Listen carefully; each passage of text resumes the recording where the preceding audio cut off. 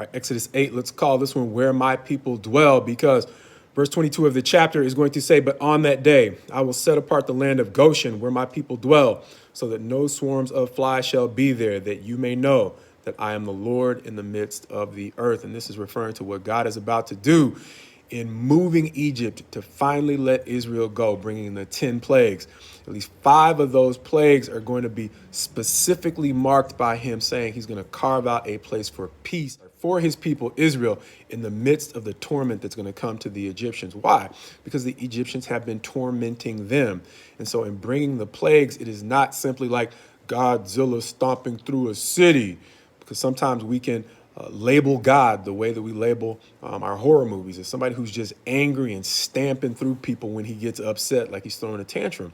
But he's literally going to call these judgments, and they're going to be surgical. So much in the way he's going to carve out a place of peace for the people in the land of Goshen, he is surgically responding to the ways in which the Egyptians have treated the Israelis. And so back in chapter 6, beginning at verse 6, say therefore to the people of Israel, I am the Lord, and I will bring you out from under the burdens of the Egyptians, and I will deliver you from slavery to them, and I will redeem you with an outstretched arm and with great acts of judgment. It doesn't say great acts of violence, it says great acts of judgment. Skipping to chapter 7, beginning at verse 4.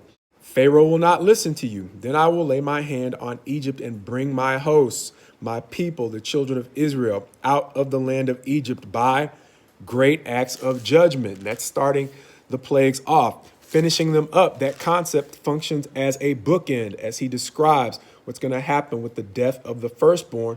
In chapter 12, verse 12, he's going to say this, for I will pass through the land of Egypt that night, and I will strike all the firstborn in the land of Egypt, both man and beast, and on all the gods of Egypt I will execute judgments.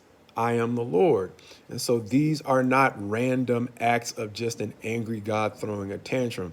These are surgical responses in kind to the types of mistreatment that Egyptians have leveled against the Israelis. Even though we don't always understand God, the more we understand about what he's done in the past, the more we can understand about the way he functions in our lives now. And another important question is, okay, well, where's the land of Goshen today?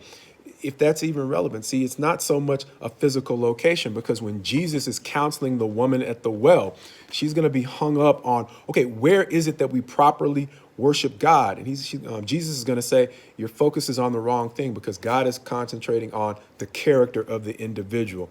As he says in verse 23 of chapter 4, but the hour is coming and is now here when the true worshipers will worship the Father in spirit and truth. For the Father is seeking such people to worship him.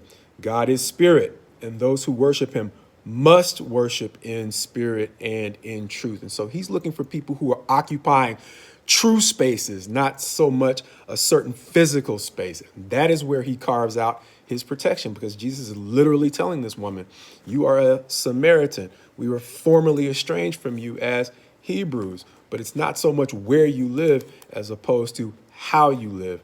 Peter is going to remind us of something similar in chapter 2 of his second epistle, verse 4. For if God did not spare the angels when they sinned, but cast them into hell and committed them to chains of gloomy darkness to be kept until the judgment.